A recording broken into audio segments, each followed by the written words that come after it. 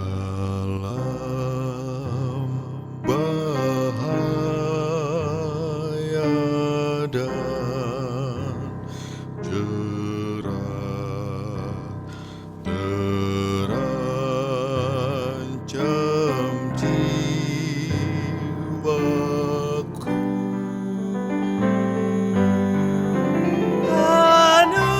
Anugerahmu ku pegang teguh, aman ke rumahku.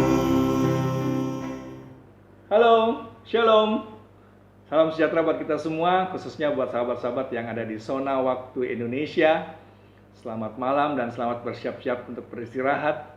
Malam ini kita akan merenungkan firman Tuhan yang harapannya dapat menjadi berkat untuk mengantar istirahat malam kita.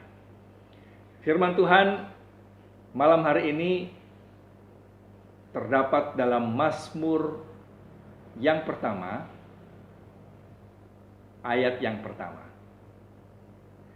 Berbahagialah orang yang tidak berjalan menurut nasihat orang fasik, yang tidak berdiri di jalan orang berdosa, dan yang tidak duduk dalam kumpulan pencemooh.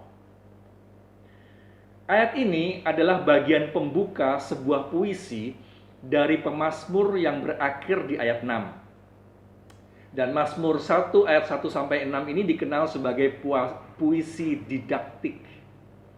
Puisi yang mengandung nilai-nilai kependidikan, puisi yang berisi pelajaran etika, moral, ataupun agama.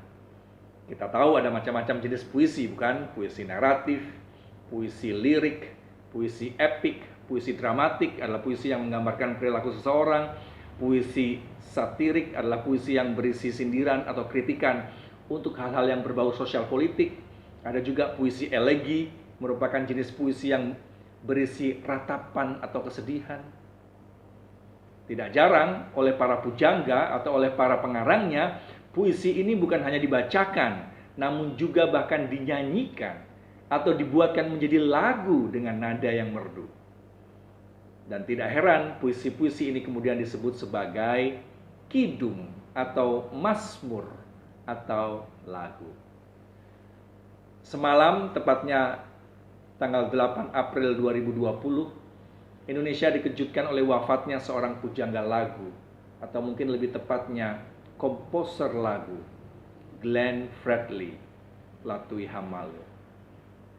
Lagu-lagunya dikenal memiliki nilai puitis yang romantis, mengandung puisi romansa, yaitu jenis-jenis puisi yang berisi luapan cinta dan kasih sayang penulisnya. Namun ribuan tahun yang lalu, pujangga-pujangga berkebangsaan Ibrani juga digunakan Tuhan untuk menulis puisi-puisi mereka. Dan kali ini jenis puisinya adalah puisi didaktik, puisi yang mengandung nilai-nilai pendidikan dan pengajaran etika ataupun moral. Dalam ayat pembuka, kata pertama yang muncul adalah berbahagialah. Siapa yang tidak mau berbahagia? Masih ingat ada puisi yang mengatakan, lautan kan ku seberangi, gunung pun kan ku daki, hanyalah untuk mencari di mana kebahagiaan ini. Namun syarat kebahagiaan yang dimaksud dalam puisi ini, puisi didaktik ini, puisi pengajaran ini, dalam renungan kita malam ini, pada kalimat berikutnya mengatakan, berbahagialah orang yang tidak berjalan menurut nasihat orang fasik. Pernahkah kita mendengar nasihat orang yang kita tahu sifatnya adalah suka berdusta, sifatnya adalah selfish? Pernahkah kita mendengar nasihat orang yang sifatnya suka membelokkan sesuatu yang benar? Pernahkah kita mendengar nasihat orang yang dengan bangga memberitahu hasil yang diperoleh dari korupsi, atau dari kemenangan menjegal lawan, atau dari hasil-hasil mengelabui, merekayasa, atau konspirasi yang tidak jujur? Ayat berikutnya Ayat 2 mengatakan, tetapi yang kesukaannya ialah Taurat Tuhan, dan yang merenungkan Taurat itu siang dan malam. Merenungkan tentu bukan baca cepat. Siang dan malam tentu bukan berarti tidak tidur-tidur sepanjang hari. Karena ini puisi, maka maksudnya adalah jika saja ada keadaan waktu yang membuat kita tidak bisa tertidur, maka adalah lebih baik menggunakan waktu itu untuk merenungkan firman Tuhan.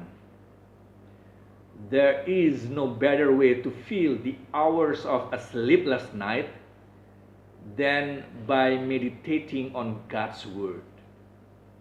Tidak ada cara yang terbaik untuk mengisi waktu-waktu yang tak dapat tidur selain merenungkan firman Tuhan.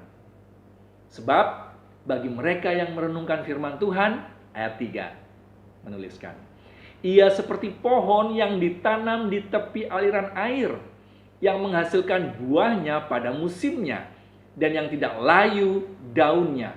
Apa saja yang diperbuatnya berhasil. Puisi Mazmur pasal yang pertama ini memiliki struktur yang kontras. 6 ayat yang pertama dapat dibagi 2. Bagian yang pertama dengan 3 ayat pertama memberikan ide tentang mereka yang hidup benar di atas dasar firman Tuhan.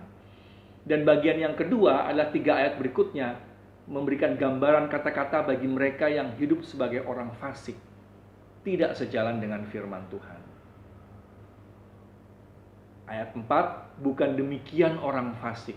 Mereka seperti sekam yang ditiupkan angin. Ayat 5, sebab itu orang fasik tidak akan tahan dalam penghakiman, begitu pula orang berdosa dalam perkumpulan orang benar. Ayat 6, sebab Tuhan mengenal jalan orang benar, tetapi jalan orang fasik menuju kebinasaan. Puisi Mazmur pasal yang pertama ini memberikan gambaran adanya the great controversy between good and evil.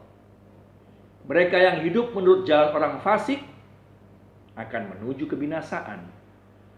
Tetapi mereka yang hidup menurut firman Tuhan akan beroleh kebahagiaan yang sejati. Berbahagialah mereka yang kesukaannya ialah Taurat Tuhan, dan yang merenungkan Taurat itu siang dan malam. Malam ini kita juga dapat menerima berkat kebahagiaan ini dengan cara kita merenungkan firman Tuhan, selalu menerima kebahagiaan puisi didaktik ini yang selalu memberikan pengajaran pendidikan, pengajaran etika dan moral. Malam ini dalam peristirahatan kita, bahkan sampai seterusnya. Mari kita berdoa. Ya Tuhan kami, ya pencipta kami, Bapa yang penuh kasih di sorga. Terpujilah namamu Tuhan, karena malam ini Engkau ingatkan kami melalui renungan firman Tuhan, bahwa mereka yang berbahagia adalah mereka yang menyukai Taurat Tuhan. Mereka menyenangi, merenungkan firman Tuhan. Tolong Tuhan, supaya kami boleh menjadi orang-orang yang bahagia yang Engkau inginkan. Dan bantu kami untuk selalu mau merenungkan firman Tuhan, Taurat Tuhan, dari hari lepas hari, bahkan sampai selamanya.